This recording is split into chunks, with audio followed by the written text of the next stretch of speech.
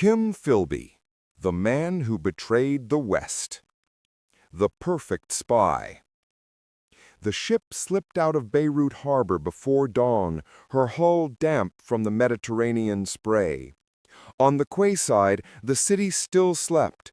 Only the cats prowled among crates and coiled ropes, indifferent witnesses to the quiet exodus of a man the West had once trusted above nearly all others. Aboard the Dalmatova, a Russian freighter bound for Odessa, Harold Philby stood by the railing, collar turned against the chill, watching the Lebanese coast recede into mist. He looked the part of the Englishman abroad, pale, polite, faintly apologetic, as though he might be departing for a diplomatic posting, not vanishing into the arms of the enemy. His final courtesy had been to leave unpaid hotel bills and a message of regret for his wife. Then the sea took him, and with him vanished decades of deception that had shaken the Western intelligence world to its core. In Moscow, they would welcome him as a hero.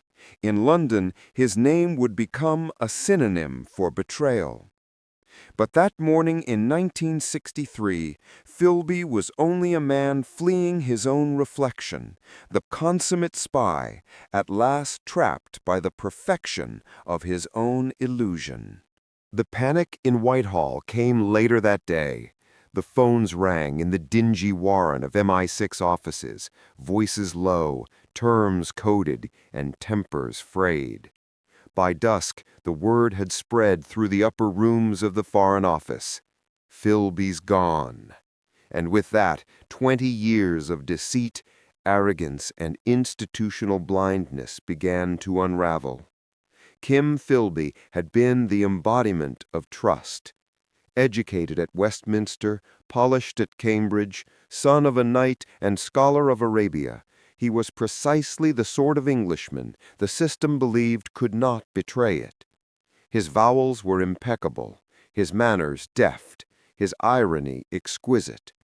One never suspects one's own reflection, an MI6 colleague later remarked, and Philby was ours. For a generation raised on empire and duty, betrayal of such magnitude was unthinkable.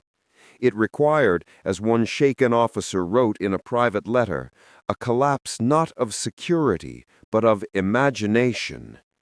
The British had bred a gentleman's service, loyal, discreet, and obedient, but they had not reckoned with the gentleman who would serve another master. Philby's defection was not a sudden act of desperation. It was the final chapter in a long, patient game, one played with English subtlety and Soviet purpose. For nearly 3 decades, he had been the Kremlin's man inside the heart of Western intelligence, passing secrets, sabotaging operations, and betraying the very people who called him friend. From the Nazi front lines of Madrid to the great chaos of Washington's post-war espionage, he orchestrated deception with such skill that his superiors not only trusted him, they promoted him. He was, in every sense, a paradox, a traitor driven by conviction, a cynic who believed, a bureaucrat with the instincts of an actor. To those who knew him socially, over whisky and the Fleet Street gossip circuit, he was charming, self-deprecating, and apparently harmless. To Moscow, he was the most valuable British asset in history. One might imagine he lived in constant fear of exposure. In fact, he seemed to relish the danger, as if secrecy itself gave meaning to an otherwise hollow life. His humor, mordant and precise, masked a core of self-assurance bordering on fatalism. "You can live just one life," he once told a colleague with a faint smile, "if you're not imaginative." By the time of his disappearance, the British establishment had already been wounded by two earlier defections. Burgess and Maclean, his Cambridge contemporaries, had fled to Moscow in 1951, exposing the first fissures in the façade of security.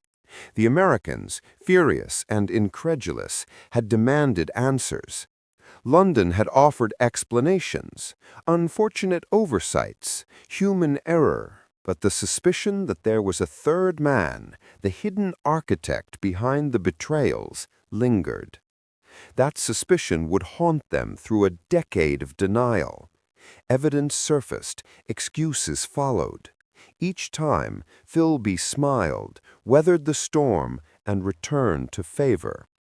Somehow, the old-school tie always held. He was the perfect clubman, one observer noted with dry bitterness, and that was precisely the problem. When the storm finally broke, it was not justice, but irony that prevailed. Offered the chance to confess, he claimed innocence. Forgiven, he remained loyal to the lie. Only when the net tightened again did he slip away, vanishing with the same elegant composure with which he had deceived the West. The story of Kim Philby is not merely a tale of espionage. It is a study in human self-deception. Institutions fail, not from ignorance, but from the quiet assumption that their own kind cannot err. In the clubs of St. James's and the corridors of Whitehall, the ruling class mistook polish for virtue and charm for loyalty. The result was a catastrophe of trust, one man's faith in ideology balanced against a nation's faith in its own infallibility. Philby betrayed his country, his colleagues, and those who loved him. But his deepest betrayal was of the very code that created him. For he was, in essence, the empire's child, urbane, intelligent, certain of his destiny, and his fall mirrored that of the civilization he served so well and so deceitfully. His story endures because it is larger than espionage. It is the tragedy of conviction, the peril of believing that history has chosen one side. In this, Philby belongs to that melancholy fraternity of idealists who mistook cruelty for progress and treachery for sacrifice. As his ship passed beyond the horizon that morning in 1963, no one on shore could see the faint smile that flickered on his lips. Perhaps it was satisfaction. Perhaps regret. The sea closed behind him, and the West began the long reckoning with its own illusions. He had fought for history, and in the end, it was history that devoured him. Building the legend. The desert wind from North Africa carried a dry heat across Madrid when Harold Adrian Russell Kim Philby arrived in the spring of 1937. He came as the young correspondent of the Times, his credentials impeccable, his vowels clipped with the confidence of an English public school, his passport discreetly concealing a deeper allegiance. Spain was in flames, brother against brother, priest against worker, and Philby had chosen the perfect crucible in which to manufacture his legend. He was 25, elegant in a dust-spoiled suit, notebook in hand, already possessed of that strange calm that seemed to cocoon him from physical consequence. The hotel room smelled of ink, sweat, and cheap soap. Outside, artillery echoed across the Manzanares.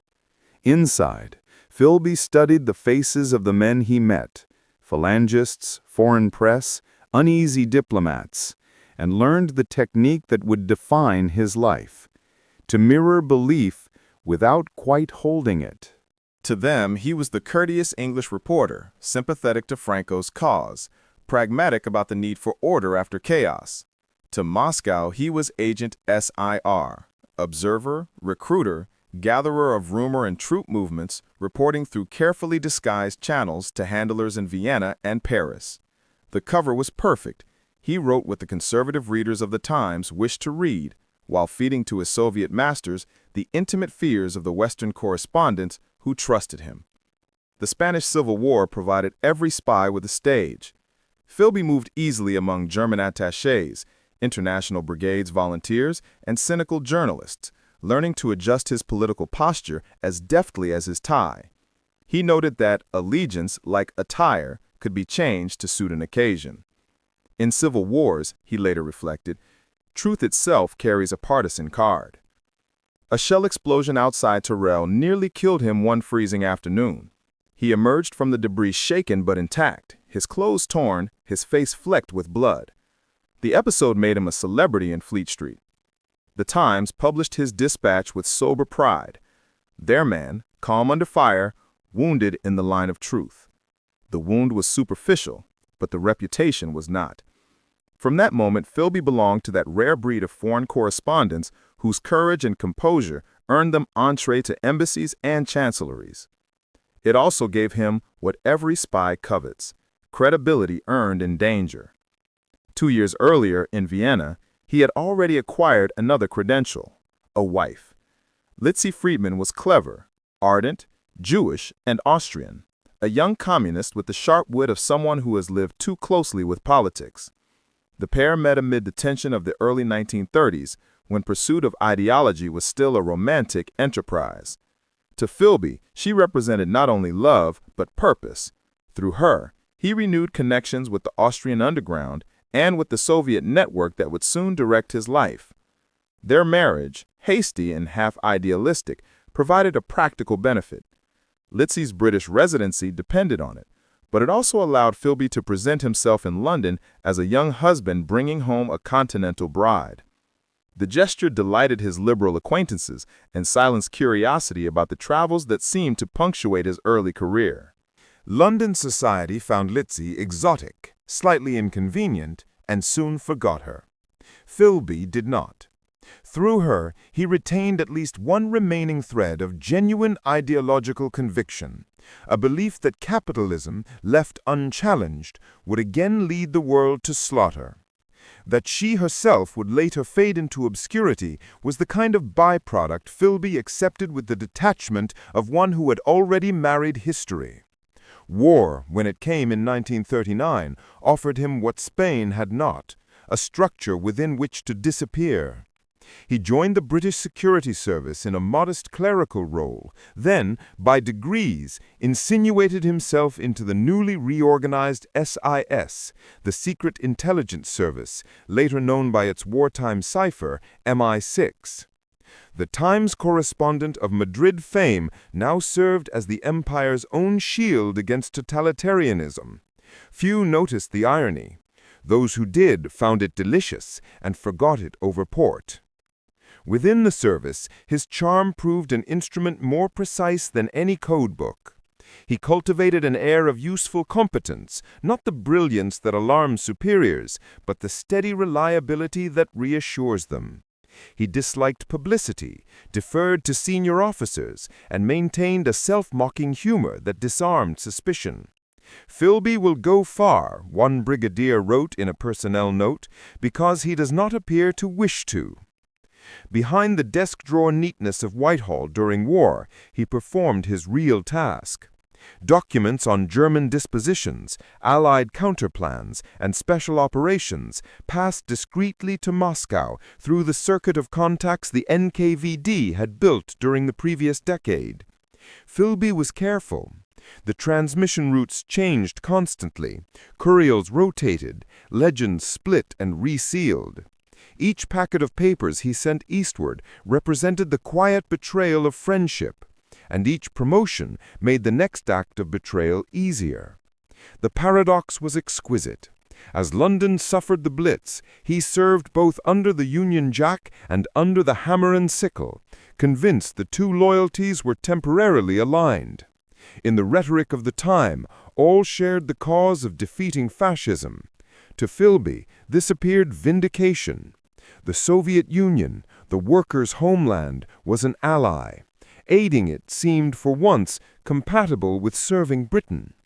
He could therefore silence whatever doubt occasionally stirred when the Soviets purged old comrades or signed cynical pacts.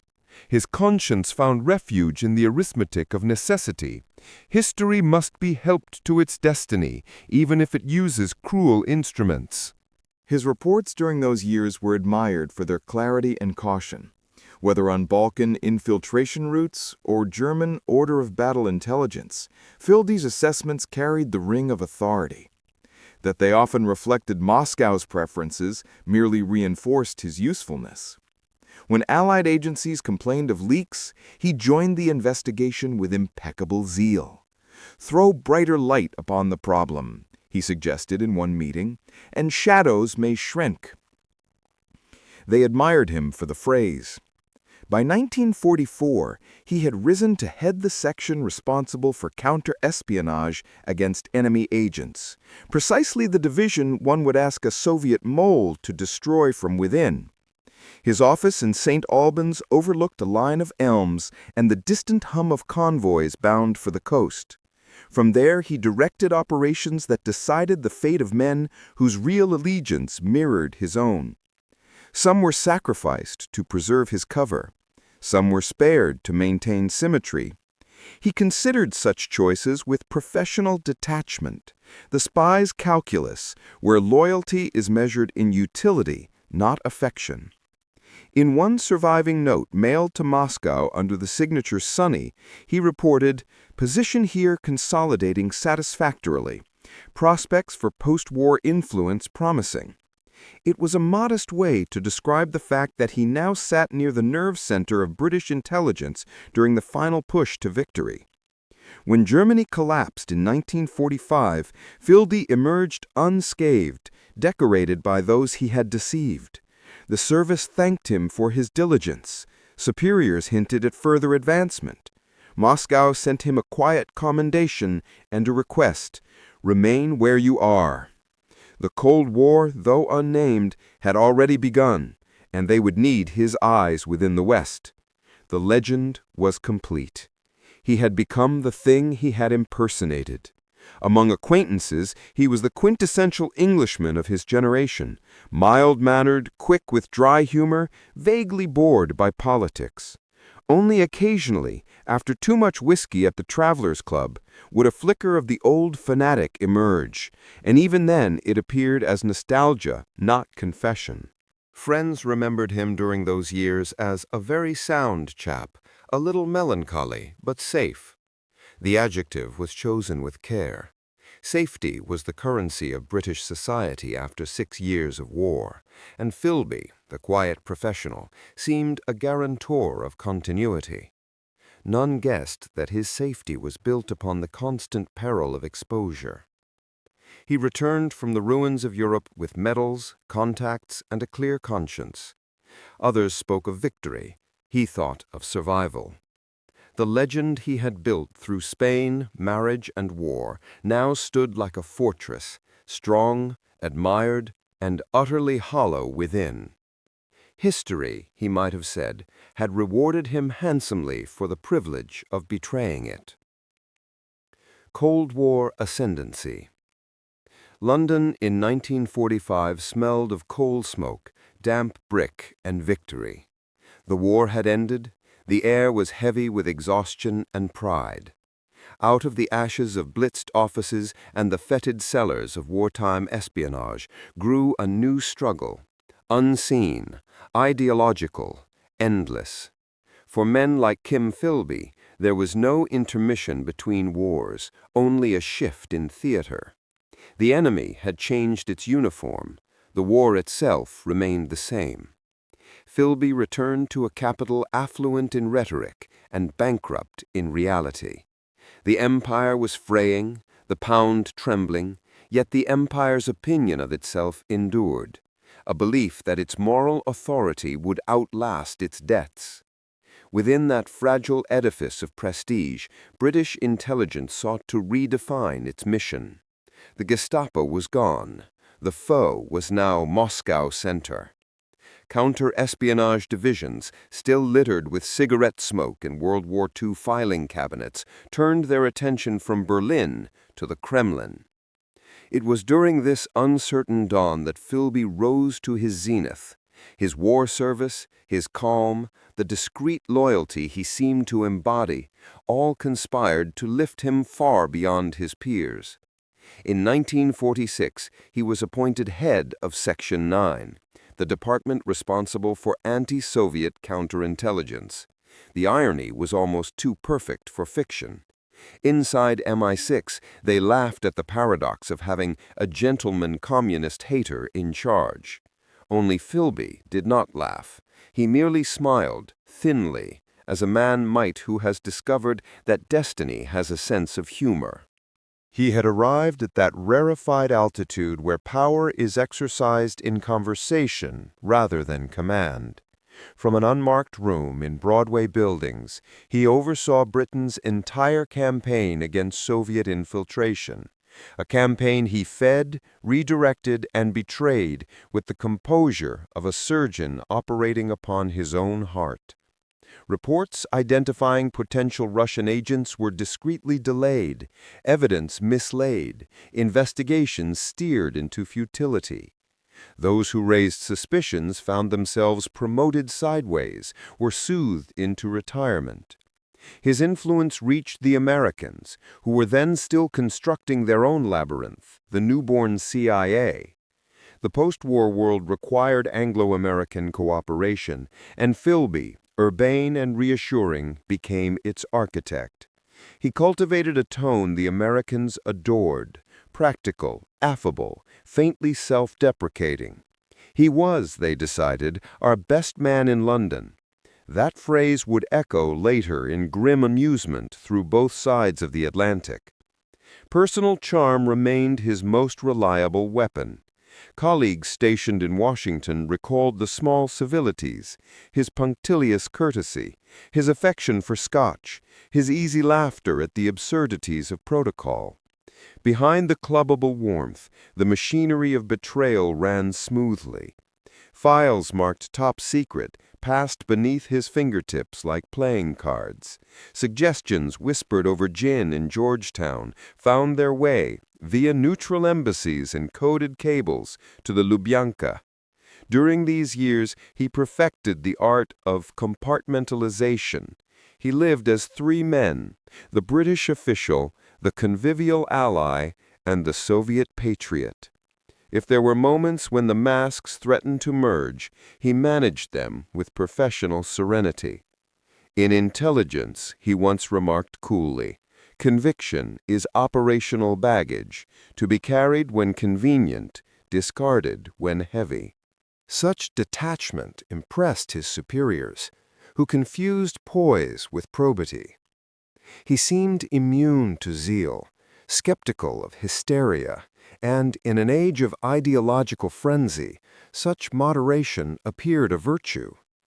The façade of normality was helped by marriage, a second wife now, Aileen Furse, brisk and practical, a mother who endured his silences and long absences. To friends she spoke with quiet pride of Kim's work abroad, never suspecting its true employer. Her letters betray a mixture of loneliness and admiration. You belong to important things, my darling, and I must learn not to ask too much. She would never learn enough. In 1949, Philby was posted to Washington as the official SIS liaison officer to the CIA and the newly formed FBI. It was the dream post, sunlight after London drizzle, access to secrets without limit. He occupied an office with a view of the Potomac, his desk an island of calm in a paranoia-ridden capital. The Americans were fresh to the dark craft of espionage, proud of their efficiency, yet unsure of the old codes of discretion. Philby played mentor with effortless finesse. He dined with Alan Dulles, traded jokes with James Jesus Angleton, explained European undercurrents to men who thought history began with Roosevelt. Philby was the only Englishman who made me feel the British Empire had once mattered, Angleton later recalled. For the KGB, he was more than that, their invisible hand on the Western steering wheel. It was through Philby that the Soviets learned of the most ambitious covert enterprise of the early Cold War, Operation Valuable, Britain's plan to ignite anti-communist revolt in Albania. Post-war intelligence believed the Balkans ripe for insurrection. Bands of exiled monarchists, nationalists, and dreamers were recruited, trained in Italy and Greece, then dropped by parachute into their homeland under cover of night. The Albanian coast glittered like false hope. Within hours, most missions ended in slaughter. Moscow and its Albanian satellite, forewarned by Philby, simply waited. Landing zones were mined, safe houses surrounded, radio frequencies compromised. Each team vanished, one after another, into interrogation cells or ravines. Of the hundreds dispatched, scarcely any returned. In London, they spoke of weather mishaps, traitors in the field, Balkan bad luck. No one conceived that the traitor wore an English tie and collected bridge tips at the Travelers' Club. The Americans, observing the debacle, urged review. Philby joined the assessment group. His conclusion, elegantly phrased, blamed premature optimism and insufficient local knowledge. It was accepted without question. By 1950, Philby had become more than an officer. He was a myth within the service. Brilliant, dependable, too smooth to suspect. Reputations built in war ossified into veneration in peace. The old establishment admired continuity over curiosity, and Philby embodied their ideal of calm stability. Beneath that calm, he guided the rhythm of deception at its most intricate, misdirecting interrogations, altering field instructions, measuring how much damage his loyalties could sustain before suspicion stirred. Washington adored him still. At embassy receptions, he stood slightly apart from the exuberance of his hosts, a glass of whisky in hand, the amused eye of a tutor watching pupils improvise. The CIA, for all its new money and appetite, lacked the restraint of British tradition. Philby provided both. The irony deepened when, after years of feeding Soviet intelligence, he advised the Americans on counter-espionage procedures. "You British," one Texan officer told him, "make betrayal look like etiquette." Philby grinned. "One must preserve standards," he said. Inside the corridors of Broadway buildings, murmurs occasionally resurfaced. The old Cambridge Circle haunted memory. Burgess and Maclean, now safely exposed or vanished, had drawn heat upon their generation.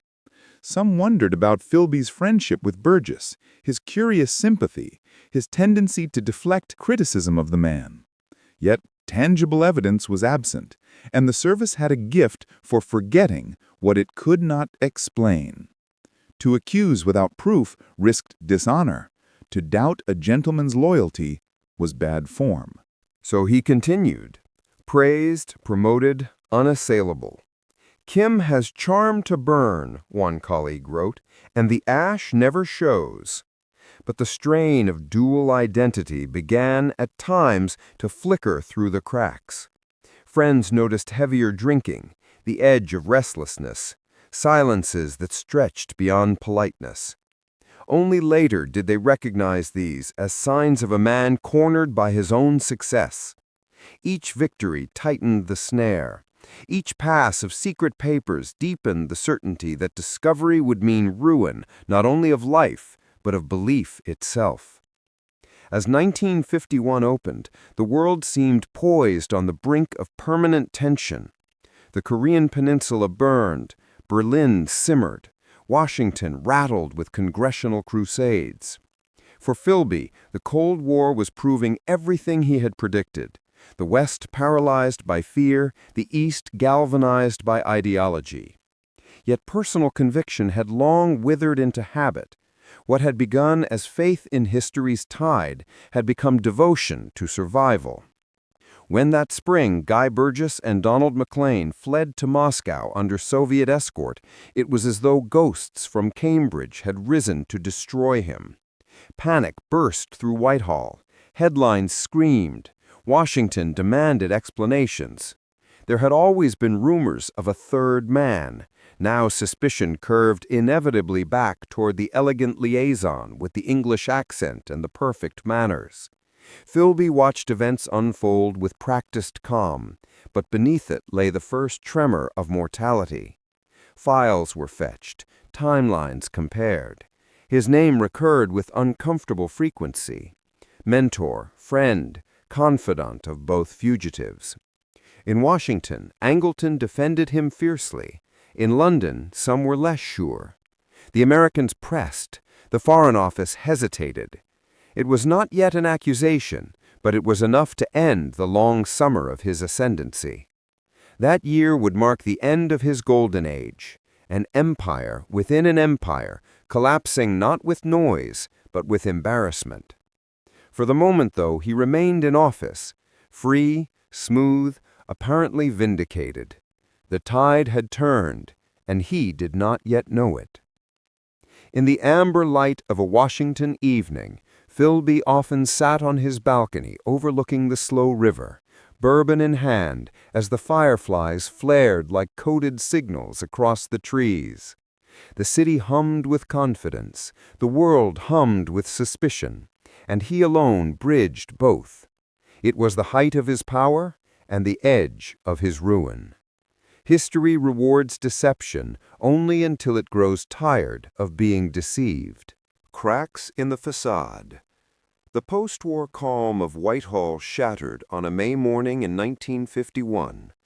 Two Foreign Office diplomats, Guy Burgess and Donald Maclean, both Cambridge men of curious brilliance and ruinous appetites, had vanished.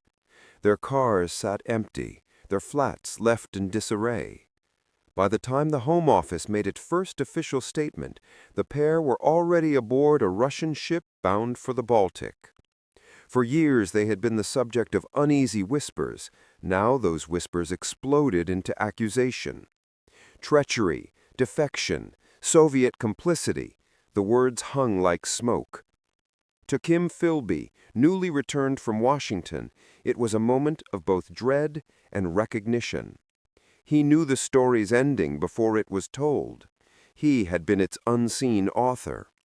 The ghosts of Cambridge had come to collect their due. When the news reached him, he showed no visible alarm. "A frightful thing," he remarked to a colleague, eyes flat with disbelief. "Poor old Burgess, so obviously unsuited to conspiracy."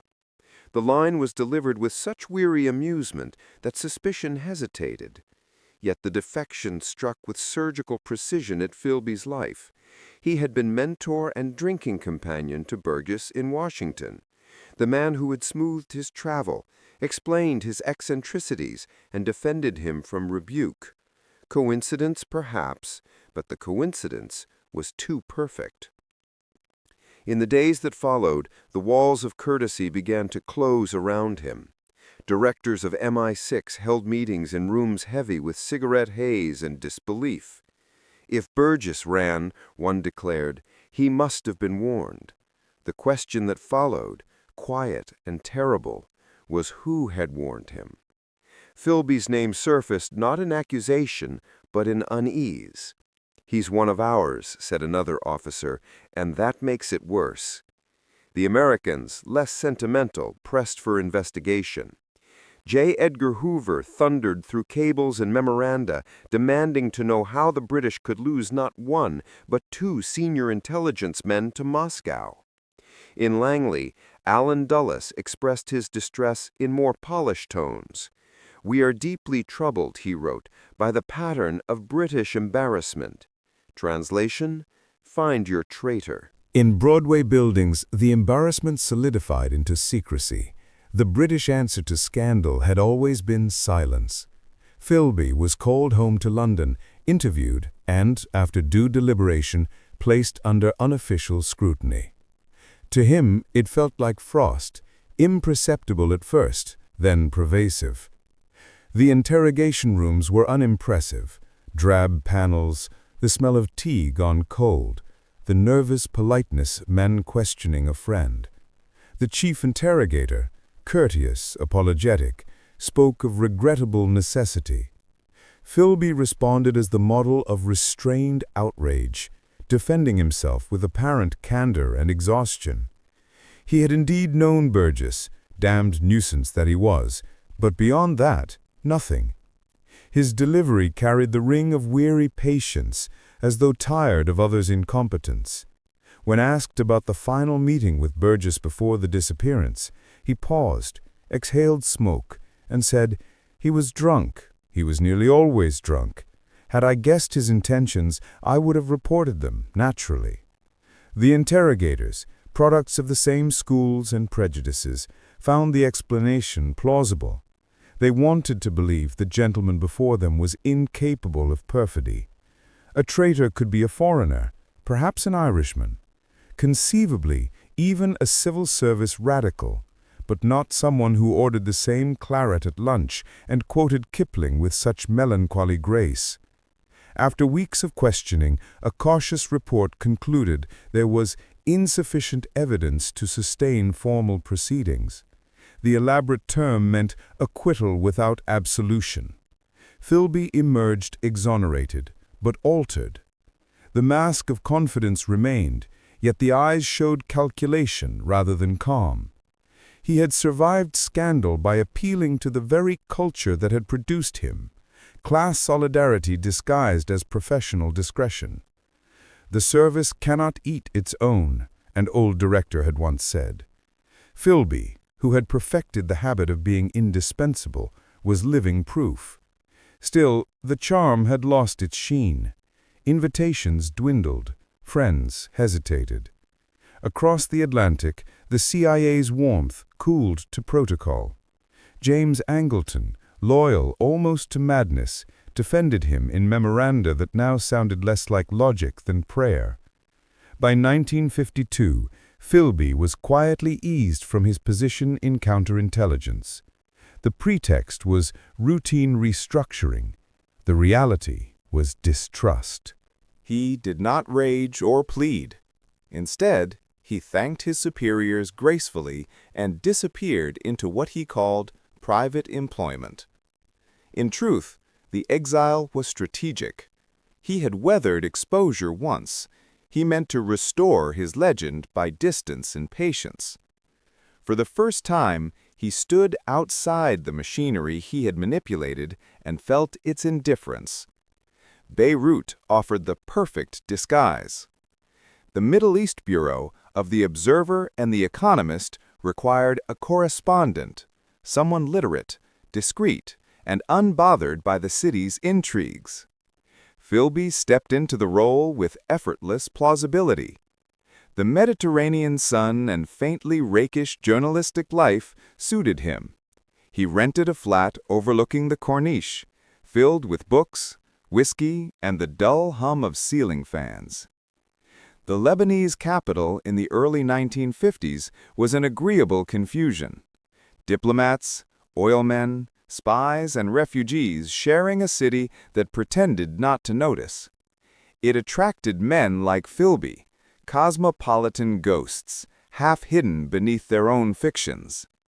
To friends, he became the old hand, a gentleman reporter with mysterious contacts and the kind of calm that only experience produces. The service, publicly unconcerned, privately hoped he would fade into harmless obscurity. Yet even in that supposed retirement, he remained useful to Moscow. His reports on Western operations in the Middle East, couched as journalistic observation, continued to reach his masters through couriers and code. The KGB considered him tarnished but salvageable, a veteran asset in political exile. In quieter moments, when the muezzin's call rose above the city and the sea wind stirred the curtains, he reflected on the precariousness of faith. What had begun as devotion to an idea now existed merely as reflex. The Soviet Union had become a bureaucracy of cynics. The Britain he had betrayed turned out equally weary. Caught between two disappointments, Philby found solace only in control, the habit of secrecy, the perfection of outward ease. In letters home, Aileen wrote of loneliness and the children. He replied with careful affection, censoring everything except his distance. Friends who visited Beirut found him charming, the same understated Englishman, though the whiskey bottles multiplied and the nights lengthened. He has the air of a man escaping something he refuses to name, one diplomat's wife noted in her diary. The files in London remained quietly open. Each year an official would glance through them, frown, and replace the folder, uncertain whether it contained a danger or an embarrassment. Bureaucracy, after all, has its own morality, that of inertia. In 1955, the government finally declared him cleared of all suspicion. The statement released to the press, brief, unadorned, spoke of a loyal public servant whose reputation has been vindicated. The wording came from the Foreign Secretary himself, a man more concerned with diplomacy than truth. Philby, reading it in his Beirut flat, allowed himself a smile without warmth. A second birth, he told a friend, though one expects the afterlife to be duller. From that moment, the game resumed, though more cautious, more personal. His career as an official spy was over. His existence as a private one would continue. The façade, cracked but unbroken, held. In later years, those who met him at Beirut's bar of the St. George Hotel recalled his peculiar serenity. He spoke rarely of England, never of Moscow. He preferred anecdotes of Madrid or Vienna, as if time had ended sometime in 1938. Only when a new arrival mentioned the names Burgess or Maclean did his expression harden briefly. Not from loyalty, but from fatigue. The past, to Philby, was not memory, it was evidence, and evidence was dangerous. The service left him alone. The Americans, grudgingly mollified, turned to other scandals. The world slid into the frozen equilibrium of the mid-50s. He was free, but freedom offered no peace. Among Beirut's palms and whitewashed cafes, he waited, drank, and corresponded. Each letter coded, each friendship provisional. In the eyes of the world, he had been tried and absolved. In the eyes of history, which has longer patience, his absolution was merely deferred. The façade had not yet fallen, but the cracks were there, waiting for time to complete the work of truth. The Beirut years. In the high Beirut spring of 1956, the sea shimmered like polished glass, and Kim Philby, newly rehabilitated by official silence, sat on his balcony with a whiskey and the day's cables. The Mediterranean lay before him, a hospitable sea for exiles, liars, and journalists. To the city below, he was all three. The tranquil façade of the St. George Hotel reflected in his spectacles as he read. Within its bar, correspondents traded gossip, agents drifted between interviews, and the Cold War pursued its lazy Mediterranean manners. Philby had, in his own words, become a man whom history had mislaid. By outward measure, life suited him. The reports he filed for The Observer displayed sober insight. The articles for The Economist blended colonial nuance with British understatement. He cultivated his role as the veteran correspondent, polished, slightly cynical, faintly nostalgic for empire. Lebanese acquaintances admired his erudition. Western diplomats found him the image of civilized detachment. All the while, at dusk, the shutters closed and the hidden typewriter emerged, tapping messages whose destinations were far from Fleet Street. Through covert channels, he continued to supply Moscow with classified gleanings. They were often scraps, embassy chatter, NATO deployments, political shifts inside Cairo or Damascus, but the KGB valued him for symbolism as much as substance. He was theirs, the living proof that an English gentleman could serve the revolution. Yet the relationship had soured into necessity. The Soviets trusted him only by habit. The British distrusted him for the same reason. Philby moved within that narrow purgatory known only to men who deceive both sides too long to be believed by either. Personal life diminished to ritual.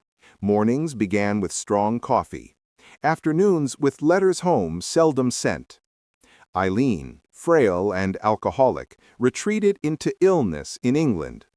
Her eventual death, likely by suicide, reached him via telegram. He read it without expression, drained his glass, and stared at the pattern of condensation on the bottle. Grief had nowhere to go when one's heart was occupied by secrecy. In our profession, he told the fellow correspondent, attachment is a kind of liability insurance. You hope never to claim it. Lebanon itself became complicit in his limbo. The country pulsed with intrigue. American operatives courting Christian politicians, Nasser's agents stirring Arab nationalism, journalists serving as semi-official couriers of gossip. Philby moved easily among them, generous with information of the kind that seemed profound but revealed little. To some he was a relic, to others a useful intermediary. The paradox satisfied him. From London came occasional letters, dryly courteous, inquiring about his health and output. Beneath the politeness, the service was watching, if not through formal investigation, then through informal curiosity. The whispers of his guilt, buried in 1955, never quite died. Within SIS, veterans of the Burgess Maclean debacle murmured that Philby's resurrection had been premature. Proof remained absent, but the shape of evidence began to form, like film in a tray of developer. The turning point arrived not through documents, but through friendship. Nicholas Elliott, courteous, sharp, one of SIS's best men, and, ironically, one of Philby's earliest protégés, arrived in Beirut in late 1962. The visit, officially to handle liaison matters, carried the delicate fragrance of confession postponed too long. Elliott had known Philby since wartime. They shared background, humor, the idiom of cultivated English understatement. Precisely therefore, London had chosen him for the confrontation. Philby, sensing the purpose behind Elliott's visit, invited him to dinner. The scene could have been written by a novelist of manners. Two old friends, aged by compromise, concluding the conversation postponed by history. In the hush of Philby's flat, with Mediterranean light fading through the shutters, Elliott placed before him the inevitable, evidence drawn from defectors, KGB archives, and cross-checked transmissions. "We know, Kim," he said quietly. "You were the third man." Philby poured another drink. His hand did not tremble, though a faint pallor crossed his face. Then came the nod of wary recognition, not quite confession, more the courtesy of a man too intelligent to insult another's intelligence. "I was wondering," he murmured, "how long it would take." Accounts differed on what followed, but most agree Elliott pressed him to return to London, face inquiry, and salvage honor through honesty. "You owe that much to the service, if nothing else," he said. The appeal was sincere, the tragedy mutual. Philby, still maintaining forms, promised cooperation. But what he promised and what he prepared were not the same. Days later, he vanished, quietly, cleanly, with the old professional touch. His disappearance began, as his legend had, with methodical calm. He settled his accounts, mailed summary notes to his newspaper editors, and left a final affectionate line for his current companion, Eleanor Brewer. "I shall return shortly," it read. Few phrases in English history have been so false or so final. On the night of 23 January 1963, rain drummed against the Beirut docks. The cargo ship Dolmatova, a Soviet freighter outwardly innocuous, stood ready, under dull light. A small figure in a trench coat approached, unhurried, carrying only a briefcase and the accumulated silence of 3 decades. The crew, under orders, recognized him without greeting. Within hours, the ship cleared the harbor and turned north toward the Black Sea. Only then did Philby allow himself a sigh, neither relief nor regret, but the exhalation of a man stepping across the last unguarded frontier. Behind him lay Beirut, love, England, and the long masquerade that had sustained him. Ahead waited Moscow, duty turned to exile, faith replaced by routine. He was, at last, what he had pretended to be. A defector, a man without country. When London learned of his disappearance, the reaction was the same blend of horror and restraint that had marked each stage of his career. The Foreign Office declined comment pending clarification. The service locked its own doors and burned embarrassment into procedure. For the Americans, the revelation confirmed every suspicion they had once politely suppressed. The man appointed to guard secrets had betrayed them all. The gentleman they had trusted had reduced gentility to farce. In Moscow, meanwhile, cautious celebration. The prodigal spy received an apartment, medals, and the curious half-admiration Moscow reserved for Westerners who chose ideology over comfort. The party gave interviews extolling his courage. The KGB, privately, regarded him as relic and liability. A doomed romantic, one officer wrote, whose usefulness ended the day he arrived. Philby himself understood this. Standing on his balcony in a dreary apartment block, he looked over the Moscow River and remarked to his interpreter, "Nothing is permanent except the past." The line contained both irony and epitaph. In the end, the Beirut years formed a coda to his entire life, the interval between exposure and flight, guilt and myth. During those 7 years, he existed in a state the English rarely name but secretly understand, the calm of decline, carried off with style. His story did not end in discovery, but in departure, not in justice, but in the slow recognition that justice, for men like Philby, was redundant. In deceiving the world, he had become invisible, and invisibility was both his crime and his punishment. The sea closed behind the Dolmatova in 1963, as it had once opened for the ships of empire. And somewhere between the two horizons, between loyalty and betrayal, history lost one of its most accomplished actors. Moscow's bitter prize. The snow was falling when the Dolmatova docked at Odessa. Gray sky, gray sea, gray reception. The man who stepped ashore, hat low, coat collar turned against the wind, carried no luggage save his briefcase and an exhausted certainty.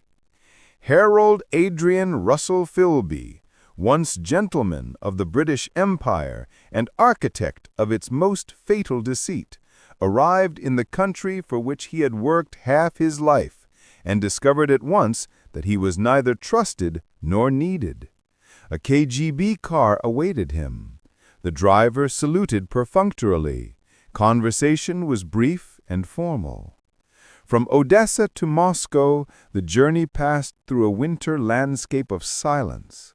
Small villages under snow, flat plains broken by chimneys, railway lines fading into distance.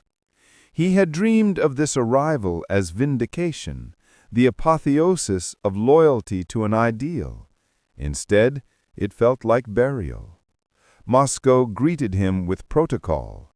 There were handshakes, photographers, minor officials who addressed him as comrade in tones suggesting quotation marks.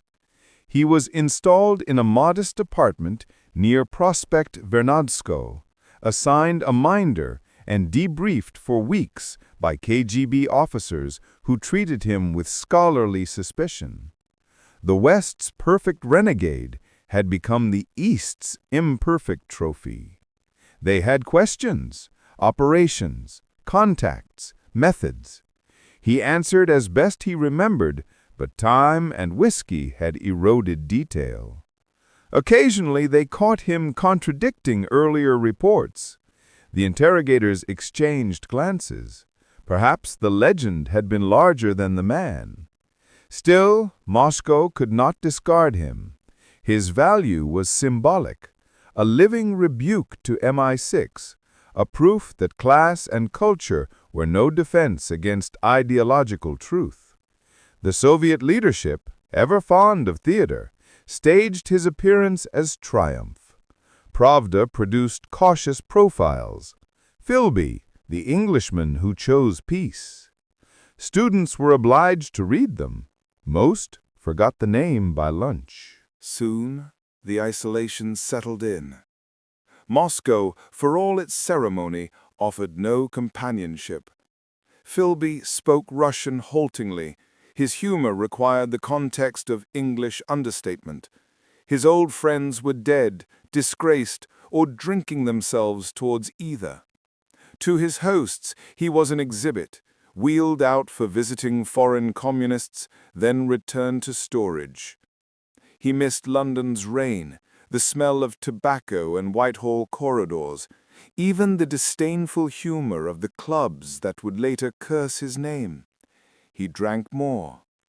The KGB, both generous and cautious, provided privileges: a car with driver, a country dacha, access to Western whiskey, occasional publication of articles ghost-written in his name. Officially, he was a colonel of the KGB, though the rank came without command. He lectured at the higher school of intelligence, telling young officers what the British preferred at breakfast and how to pronounce Bath. The students listened politely, as to a ghost teaching the manners of another century. In 1971, he married again, Rufina Pukhova, a librarian 23 years his junior, gentle, loyal, practical. She restored a measure of order to his decaying existence. To her neighbors, he was a courteous foreign pensioner with curious visitors. To her, a project of compassion. She spoke little English, he little Russian, but they understood one another's silences. He had lived so long among secrets, she later said, that words embarrassed him. Official Moscow occasionally revived him for propaganda. Western journalists, summoned by diplomacy or curiosity, were granted the rare interview. A frail man in dark cardigan, his voice steady, his eyes tired. He defended his choices with phrases hardened by repetition. "I believed in the cause of progress. I have no regrets." Beneath that veneer, doubt persisted.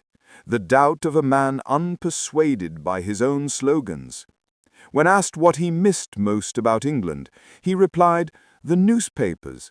They tell lies more intelligently." The quip was reported as wit. It was confession. The reality around him grew harder to justify. By the late 1970s, the Soviet Union stood as a museum of slogans, gray cues, cautious faces, a bureaucracy weighed down by victory myths. Philby's belief in the moral superiority of Marxism had eroded into irony. He saw in the KGB not the guardian of equality, but the mirror image of all he had once despised: privilege, conformity, fear. Friends noticed that he spoke less of politics, more of the absurd human comedy of betrayal. History, he told one visitor, has no sense of proportion. It treats fools and heroes alike, and then revises the report. Letters to old acquaintances in England went unanswered or undelivered. Those who might have forgiven him were dead or silent. To younger Britons he was legend rather than man, the ghost of a scandal their parents once whispered. The world had moved on to fresh deceptions. His health declined, liver failing under decades of Scotch, hearing dimmed. Yet his manners held: neat tie, measured speech, a smile that suggested perpetual amusement at an unspoken joke. He remained punctiliously courteous even to the functionaries who shadowed him. If one must live under surveillance, at least let it be efficient. In the years of Brezhnev's stagnation and Andropov's cautious reform, he became something of a relic, admired by the few who still believed in ideological romance. British defectors younger than he came seeking a mentor, and found instead a melancholy elder pouring whisky into chipped glasses. "The dream betrayed itself," he told one of them. "I merely expedited the paperwork." When Mikhail Gorbachev rose, promising renewal, Philby watched the television speeches with faint disbelief. "The revolution," he told Rufina, "has begun reforming itself into a Rotary Club." Death came quietly in 1988, at 76. The newspapers called him Colonel Harold Philby, valued specialist and friend of the Soviet people. The funeral, on a cold May morning, was attended by a few officers, some students, Rufina, and a smattering of Western journalists granted controlled access. The coffin bore both the Soviet flag and, by his widow's wish, a small bunch of English roses, flown in by sympathetic diplomats. The gesture moved even the KGB guards. Symbolism still mattered. Rufina later recalled how, the night before his death, he had sat by the window listening to BBC Russian service static. He liked the sound more than the news, she said. It reminded him of distance. In the ledger book of history, Philby's Moscow years are footnotes rather than chapters. Quiet proof that treachery, even successful treachery, exhausts itself. He had achieved what few spies dare dream. He escaped exposure, reached sanctuary, lived to old age. Yet the sanctuary proved a cell without walls. He had chosen between two worlds and found disappointment in both. England had been hypocritical, Soviet Russia grotesque. Perhaps humanity itself had failed his expectations. The tragedy lay not merely in betrayal, but in the loneliness of conviction carried too far. When his ashes were interred at Koncevo Cemetery, the KGB orchestra played a few solemn bars before dispersing. Snow began to fall again, as if the city wished to fold him quickly into anonymity. On the granite plaque, they carved only his Russian initials and years, H.A.R. Philby, 1912-1988. Nothing else was required.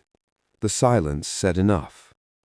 He was a man who believed history could be manipulated like information, only to discover that history, unlike intelligence reports, refuses to stay secret.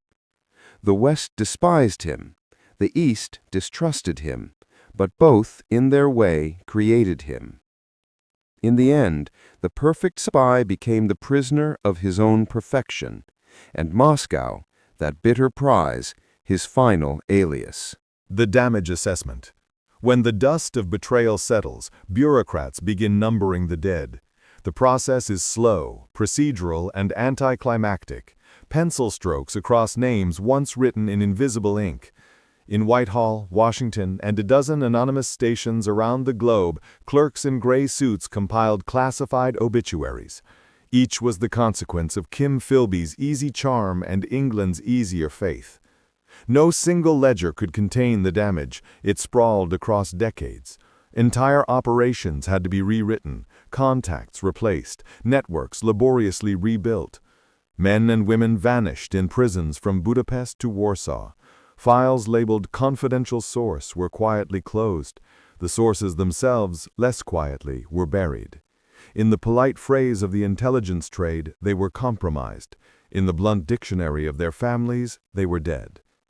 The scale of betrayal was mathematical and moral. From the mid-1930s to the early 1950s, every significant Anglo-American effort to penetrate Soviet intelligence passed by way of Philby's dispatches directly to Moscow.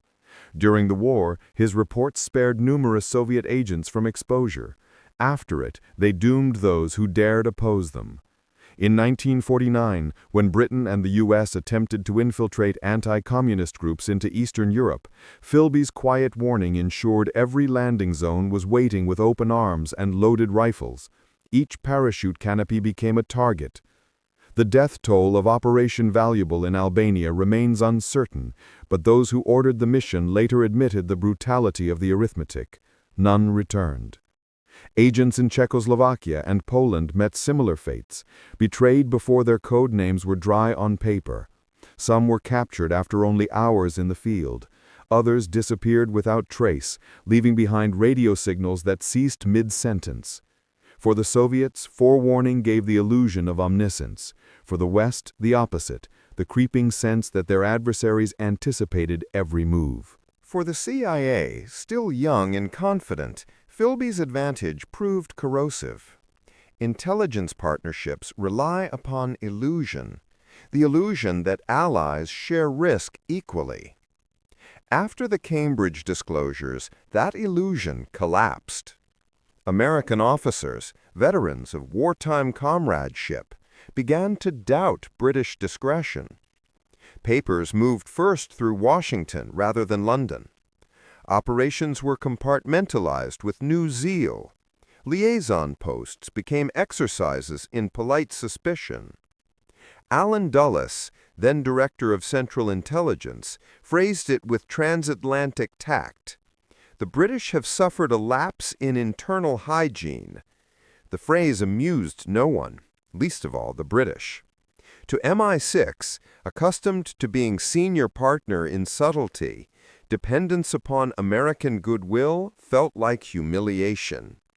For decades, the shadow of Philby hung over every exchange of secrets. He destroyed, as one official would later write, the presumption of virtue. The institutional injury ran deeper than documents. It was psychological, a betrayal of caste. British intelligence had built itself upon trust disguised as gentility, the certainty that a decent education and decent tailoring equaled decency itself. Philby's exposure shattered that creed. The ensuing reforms were elaborate, self-punishing, and half-hearted. Security vetting intensified, class assumptions loosened, but the nostalgia persisted. The sentimental belief that honor, like silver, merely needed polishing. Among the Americans, the betrayal confirmed every prejudice about English complacency. Among the British, it bred self-contempt camouflaged as irony. Our worst traitor, one commentator remarked, proved that we were exactly what we claimed not to be, naive. The strategic consequences were measurable. During his years as liaison in Washington, Philby delivered to Moscow the structure of Western counterintelligence, its blind spots, its priorities, and the personalities who made up its leadership. Soviet operatives learned which American case officers were brilliant but reckless, which British ones discreet yet vain. Whole strategies were tailored accordingly. Even code systems, though not directly handed over, were compromised by insight. The Soviets learned how and where Western agencies decrypted their signals, when intercepts were analyzed, and how long response chains took. It turned intelligence from contest into choreography. Every step anticipated, every feint foreseen. When later defectors revealed that the Soviet Union had known almost every major Western secret command operation from 1944 to 1951, even the skeptics performed their reluctant arithmetic. The answer had one name. The moral impact was subtler. In both London and Washington, the sense of invincibility died. Intelligence work, once regarded as a gentleman's game played for empire and adventure, turned bureaucratic, surveillant, joyless. The rituals of trust were replaced by forms, the handshake by clearance level. Young recruits were trained to suspect rather than to believe, and the word loyalty began to sound faintly antique. Philby himself, reading Western newspapers in Moscow, recognized the irony. "Good," he told a visitor, "they've finally learned to doubt." It was the cynic's consolation to have poisoned belief and call it education. The personal toll extended beyond casualties. Colleagues whose careers intersected with his felt the contagion of guilt. Nicholas Elliot, the friend who confronted him, never shook the conviction that courtesy had been complicity. James Jesus Angleton, the CIA's own obsessive crusader, spent the remainder of his life unraveling imaginary conspiracies, seeking in every corridor another Philby. The damage thus rippled through minds as through archives, invisible but enduring. In numerical summaries later released under secrecy law, committees counted perhaps hundreds killed, thousands of documents compromised, and intelligence cooperation reduced for a generation. But history resists arithmetic. The true cost lay in the corrosion of assumption that civilization and decency were protections against betrayal. Philby had disproved both elegantly. And yet, in the strange symmetry of espionage, he achieved less than he imagined. The West, wounded but not undone, adapted. Secrecy survived, professionalism hardened. The Soviet Union, inflated by its triumph, mistook moral corruption for victory. In time, it collapsed under the weight of its own lies, not because of spies, but because of truth withheld too long. Philby's ruin thus became paradoxically instructive.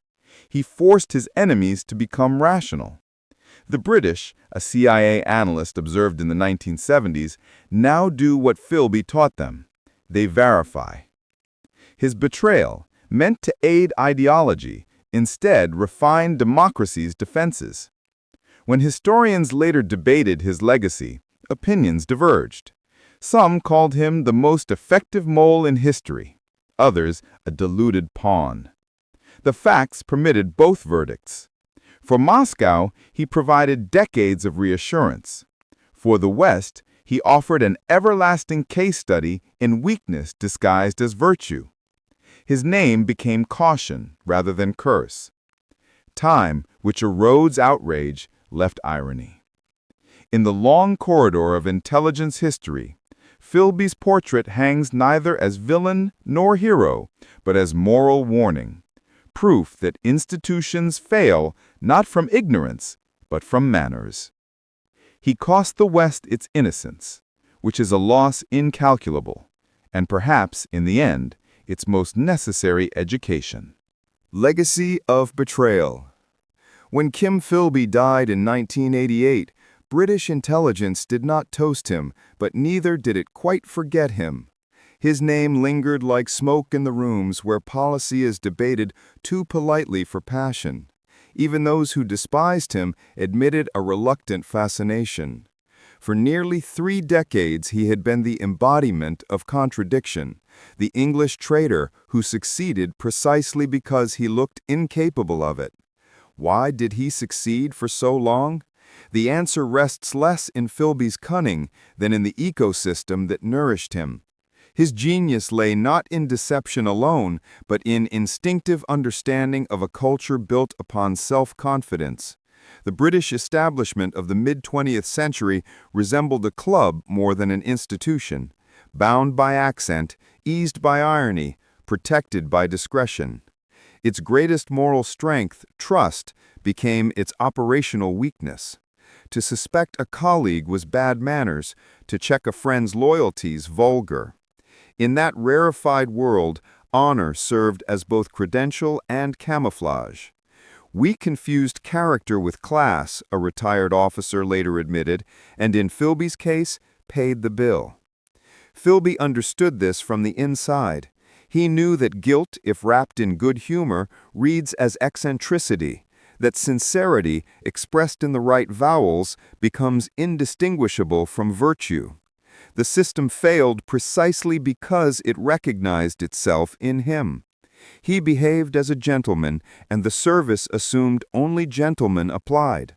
The Old Boy network was a magnificent inheritance from empire, but as a mechanism of security, it was ruinous. It produced capable administrators and incurable optimists. It preferred loyalty to curiosity. The Cambridge generation, that small fraternity of young men who confused idealism with destiny, exploited it perfectly. Each betrayed from within and was shielded by the same courtesy that should have condemned them. After Burgess and Maclean, MI6 might have learned. Instead, embarrassed by exposure, it clung harder to civility. The very qualities that once defined British espionage, understatement, class solidarity, the ability to conceal even emotion, became obstacles to adaptation. Suspicion could be applied to colonials, clerks, or bureaucrats, but not to one's own reflection. Philby's smile was mirror and mask combined. Tuchman once observed of political disasters that the power to fail impressively requires confidence and good breeding. MI6 possessed both in abundance. By trusting Philby, it enacted in miniature the decline of empire, loyalty to tradition overriding evidence of reality. What lessons remain for modern counterintelligence? Every generation relearns the same weary truths, that institutions grow complacent, that betrayal usually wears a familiar face, that ideology is less dangerous than charm. Surveillance, technology, and data analysis cannot entirely replace human judgment, yet they can prevent the paralysis of assumption.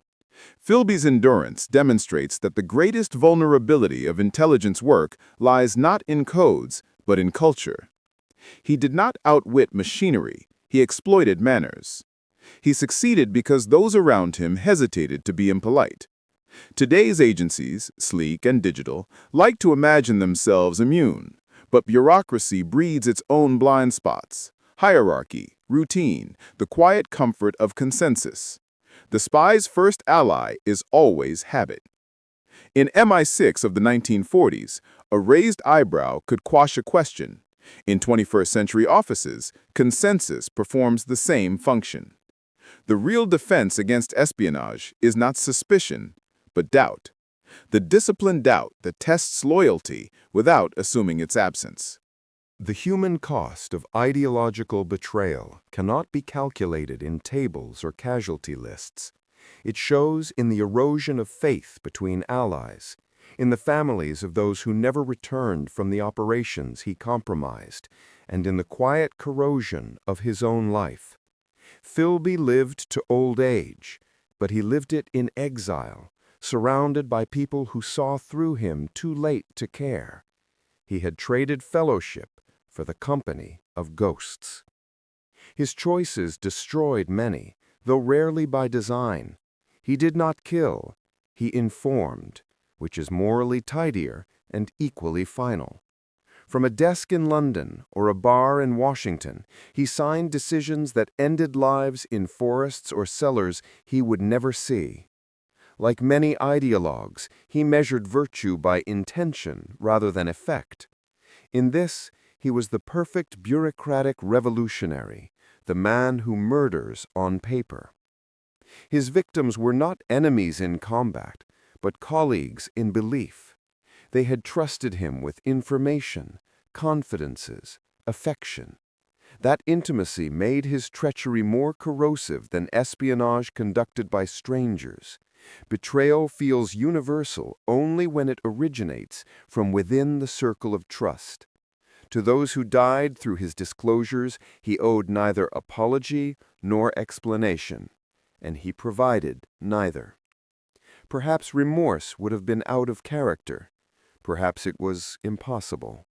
The true believer cannot repent without negating his own identity. What remained to him in Moscow's snows was fatigue, the residue left when conviction burns out. Where then does he stand in the hierarchy of spies? His craft was subtle, his theater audacious, his legacy ambivalent. Other traitors were caught, swaggered, confessed. Philby endured. His legend survives because it exposes more than espionage. It shows the fallibility of the societies that produce their own saboteurs. In terms of scale, he ranks among the most consequential agents of the 20th century. From Moscow, he provided decades of penetration into the heart of Western intelligence. For history, he demonstrated how personality can outweigh policy. Yet his technical achievements diminished with time. What endures is his symbolism, the man who proved civilization cannot be fully civil and safe at once. The paradox of his life is that he betrayed not from greed, but from faith, and in doing so, destroyed both. Communism disintegrated into bureaucracy, the empire into irony. Philby remained suspended between them, the embodiment of the century's twin failures, idealism without morality and patriotism without vigilance. In hindsight, the story seems almost literary in symmetry. The son of an imperial adventurer undermines the empire he once admired. The scholar of revolutions becomes victim of one. The model Englishman finds peace only in exile. The victory he long imagined tastes of dust. It might have been written by Conrad, except that it happened in London drawing rooms, not tropical jungles. History, unlike fiction, offers no catharsis. The files were closed, the systems reformed, the ocean rolled on. Yet the moral question remains. How could a civilization priding itself on intelligence be deceived by its own reflection? The answer, uncomfortable but enduring, is that intelligence, like virtue, grows complacent when it assumes itself universal. Philby's betrayal, precisely because it was predictable in retrospect, ensures it will be repeated in new forms. Today, his name evokes both fascination and fatigue. To some, he remains a romantic, the ideologue who chose conviction over comfort. To others, a cold calculator whose ideals dissolved into vanity. He probably saw himself, in the end, as neither, merely a man who preferred action to repentance. History is less forgiving. It remembers outcomes, not motives. In the corridors of MI6, the lessons became doctrine. Double-checking loyalties, diversifying recruitment, valuing competence above breeding. Across the Atlantic, CIA officers learned to distrust charm expressed in complete sentences. The modern intelligence world, procedural, impersonal, risk-averse, is in part Philby's creation. The gentleman spy gave birth to the bureaucrat analyst. One might call that progress, though Tuckman would likely have called it penance. If his ghost haunts anyone, it is those who must now balance trust with caution. Every time a clearance officer hesitates before granting access, or an analyst demands a second verification, a trace of Philby's shadow passes over the desk. Betrayal became institutional memory. He taught, unintentionally, that intelligence requires skepticism not only of enemies, but of itself. The mission may change, from Cold War intrigue to cyber warfare, but the human vulnerabilities persist. Pride, laziness, friendship, the desire to believe we are different. History, ever ironic, converts its worst disasters into its best instructors. In the final accounting, Philby stands as both symptom and warning. His success revealed the fatal chink in Western self-image. His downfall repaired it imperfectly. He neither destroyed the West nor saved the East. He merely demonstrated the absurd faith of both. That may be the truest measure of tragedy, to devote one's life to a cause only to prove its fallibility. He lies now beneath Russian snow, his English name half erased by Cyrillic weather.